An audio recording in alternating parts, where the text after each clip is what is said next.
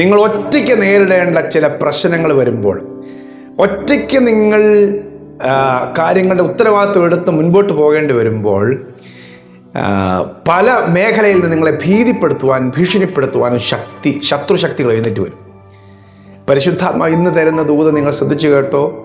എന്നാൽ നിങ്ങളുടെ ദൈവം, നാം സേവിക്കുന്ന ദൈവം അവിടെ പ്രത്യേകമായി ഇറങ്ങി വന്ന് നിങ്ങളെ സഹായിക്കും. യോശുവയോട് കനാൻ ദേശത്തിലേക്ക് പ്രവേശിക്കുന്നതിന് തൊട്ട് മുമ്പ് യോശുവയുടെ അടുത്ത് വന്ന് ദൈവം പറഞ്ഞൊരു വാക്ക് യോശുവയുടെ പുസ്തകം 1-9 വാക്യത്തിലുണ്ട്. അത്, നിന്റെ ദൈവമായ യഹോവ നീ പോകുന്നിടത്തൊക്കെയും നിന്നോട് കൂടെ ഉള്ളത് കൊണ്ട് ഉറപ്പും ധൈര്യമുള്ളവനായിരിക്കുക, ഭയപ്പെടരുത്, ഭ്രമിക്കുകയും വരുമെന്ന് ഞാൻ നിന്നോട് കൽപ്പിച്ചല്ലോ. ഇത് യോശുവയോട് പറയുന്നൊരു കാര്യം മാത്രമല്ല, ദൈവം ഉപയോഗിച്ചിട്ടുള്ള തൻ്റെ ഭക്തന്മാരെല്ലാം ഒറ്റയ്ക്ക് സഞ്ചരിക്കേണ്ടി വന്നപ്പോൾ, ഒറ്റയ്ക്ക് ചുമല് കൊടുക്കേണ്ടി വന്നപ്പോൾ, ചുമതലകൾ ഏറ്റെടുക്കേണ്ടി വന്നപ്പോൾ, ഭാരങ്ങൾ വഹിക്കേണ്ടി വരുമ്പോൾ, ലീഡർഷിപ്പ് കൊടുക്കേണ്ടി വരുമ്പോൾ അവരെ ഭീതിപ്പെടുത്തുവാനുള്ള സാഹചര്യങ്ങൾ ഉടനത്ത് വരും. എന്ത് ചെയ്യും? ഞാൻ എങ്ങോട്ട് പോകും? ആരെനിക്ക് തുണ നിൽക്കും? പക്ഷെ കർത്താവ് തരുന്നൊരു ധൈര്യമുണ്ട്. നീ ഭയപ്പെടേണ്ട, ഞാൻ നിൻ്റെ കൂടെയുണ്ട്. യഹോവ നിന്നോട് കൂടെ പോരുന്നു. ആരെല്ലാം മാറിപ്പോയാലും കർത്താവ് നിന്നെ കൈവിടത്തില്ല. ഹല്ലേലൂയ. ദൈവത്തിൻ്റെ ഭാഗത്ത് നിൽക്കുന്ന ദൈവത്തിൻ്റെ മക്കളെ ദൈവം ധൈര്യപ്പെടുത്തും. ഹല്ലേലൂയ. പൗലോസുമൊക്കെ ഓരോ കാലഘട്ടത്തിലും ഓരോ പ്രതിസന്ധികളെ കടന്നു പോകുന്ന സമയത്തും ഒന്നുകിൽ ദൈവത്തിൻ്റെ ദൂതന്മെന്ന് പറയുന്നു, അല്ലെങ്കിൽ പ്രവാചകന്മാരിലൂടെ പറയുന്നു, ഇല്ലെങ്കിൽ യേശു തന്നെ നേരിട്ടുമെന്ന് പറയുന്നു. നീ ധൈര്യമായിട്ടിരിക്കുക.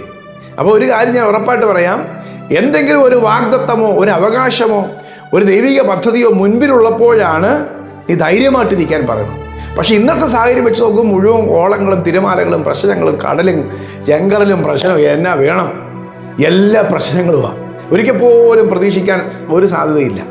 പക്ഷെ ദൈവം പറയുന്ന വാക്ക് ശ്രദ്ധിച്ചോ, നീ ഭയപ്പെടേണ്ട, നീ ഭ്രമിക്കേണ്ട, ഞാൻ നിൻ്റെ കൂടെ ഉണ്ടെന്ന് പറയുമ്പം നീ ഓർത്താൽ മതി, നീ അക്കരെ കടക്കും.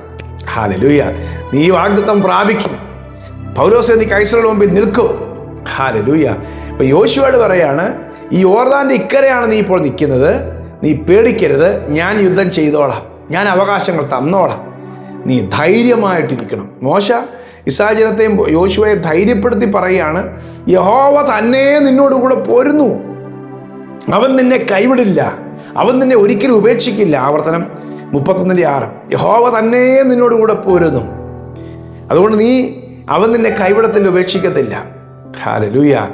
ഈ യോശുവ ഒറ്റുകാരെ എരിഹോവിലേക്ക് അയക്കുക. കനാൻ്റെ ആദ്യത്തെ എൻട്രൻസ് എരിഹോ കോട്ട. എരിഹോവിലേക്ക് രഹസ്യമായിട്ട് ഒറ്റുകാരെ അയക്കുമ്പോൾ അവർ ചെന്ന് ആ എരിഹോ നിവാസികളോട് സംസാരിക്കുമ്പോൾ ഇസ്രായേൽ ജനത്തെക്കുറിച്ചുള്ള അവരുടെ അഭിപ്രായം പറയുകയാണ്, ഞങ്ങളുടെ ഹൃദയമെല്ലാം ഉരുകിയിരിക്കുക, എരിഹോ രാജാവിൻ്റെ ഹൃദയം ഉരുകിയിരിക്കുക.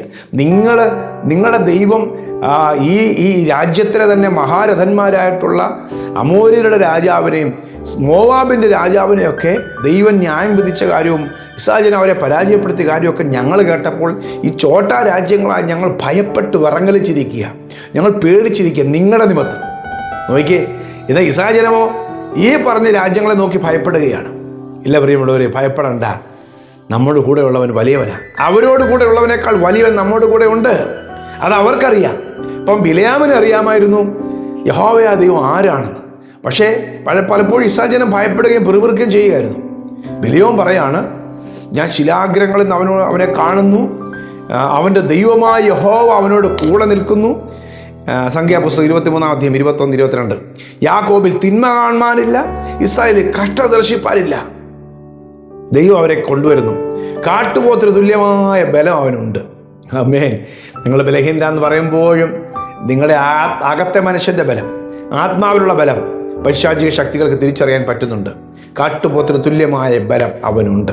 എത്രയോ കഷ്ടതയിൽ കൂടെ പോയതാ, എത്രയോ വേദനയിൽ കൂടെ പോയതാ, എത്രയോ അവഗണനയിൽ കൂടെ പോയതാ. എൻ്റെ സഹോദരങ്ങളെ, നിങ്ങൾ കടന്നുപോയ ത്യാഗങ്ങളും വേദനകളും നിങ്ങളുടെ മനസ്സിനെ തകർത്തിട്ടൊന്നുമില്ല, നിങ്ങളുടെ മനസ്സിന് ഒരു പുതിയ ബലം അധികം തന്നേക്കുന്നത്. കഷ്ടതയിൽ കൂടെ പോകാത്തവരൊക്കെ ചെറിയ വിഷയം വരുമ്പോൾ തകർന്നു പോകാറുണ്ട്.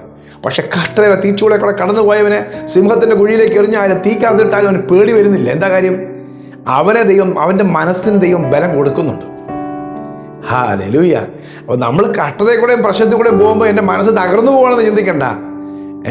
അതിനകത്തൂടെ പോകാത്തവനാണ് ഒരു വിഷയം വരുമ്പോൾ പെട്ടെന്ന് തകർന്നു പോകുന്നത്. ജീവിതം ഇത്രയേ ഉള്ളൂ, മനുഷ്യർ ഇത്രയേ ഉള്ളൂ, ഞാൻ ഇത്രയേ ഉള്ളൂ എന്നൊക്കെ ചിന്തിച്ച് അവൻ്റെ ലൈഫ് ലിമിറ്റ് ചെയ്തിട്ട് അവനെയും അവൻ്റെ സാഹചര്യങ്ങളെയും അവൻ്റെ ദൈവത്തെ എല്ലാം ലിമിറ്റാക്കുക. പക്ഷെ കഷ്ടതയിൽ കൂടെ ചെറിയ പ്രായത്തിൽ കടന്നുപോയവരുണ്ടെങ്കിൽ അവരെ സംബന്ധിച്ചറിയാം ഇങ്ങനെയൊക്കെയാണ് ജീവിതം. ഇതൊക്കെ ജീവിതത്തിൻ്റെ ഭാഗങ്ങളാണ്. ഇവിടെ ഇതല്ല ജീവിതം. ദൈവം പണിതുകൊണ്ട് വന്നുകൊണ്ട് ഇതിനപ്പുറത്തേക്ക് ഇനി പോകാനുണ്ട്. യോശുവയെ ധൈര്യപ്പെടുത്തുക, നീ ധൈര്യമായിട്ട് പോ. ഹല്ലേലൂയ. ഇന്ന് പരിശുദ്ധാത്മാവ് നിങ്ങളോട് അത് തന്നെ പറയുക, ഭയപ്പെടണ്ട, ഞാൻ നിന്നോട് കൂടെയുണ്ട്. നീ സംഭ്രമിക്കേണ്ട, ഞാൻ നിൻ്റെ ദൈവമാണ്. ഞാൻ നിന്നെ സഹായിക്കും, ഞാൻ നിന്നെ ശക്തീകരിക്കും. എൻ്റെ നീതിയുള്ള വലങ്കരം കൊണ്ട് ഞാൻ നിന്നെ താങ്ങും. ഹല്ലേലൂയ. അച്ചീവ് ചെയ്യാൻ ഒരുപാടുണ്ട്, മുന്നോട്ട് പോകാൻ ഒരുപാടുണ്ട്. നിങ്ങളുടെ തലമുറയുടെ നന്മകൾ നിങ്ങൾ കാണാനുണ്ട്. ആയുസ്സിൻ്റെ പൂർത്തീകരണം ദൈവം നിങ്ങൾക്ക് തരാനുണ്ട്. ദൈവം നിങ്ങൾക്ക് നൽകിയ വാഗ്ദത്തങ്ങളെല്ലാം നിവർത്തിച്ചു തരാനുണ്ട്. നിങ്ങളെ നിന്ദിച്ചവരെ പരിഹസിച്ചവരുടെ നടുവിൽ നിങ്ങളെ മാനിക്കുവാനുണ്ട്. ഇതെല്ലാം നടക്കും. ഹല്ലേലൂയ. എല്ലാം നടക്കും. ദൈവത്തെ വിശ്വസിച്ചു.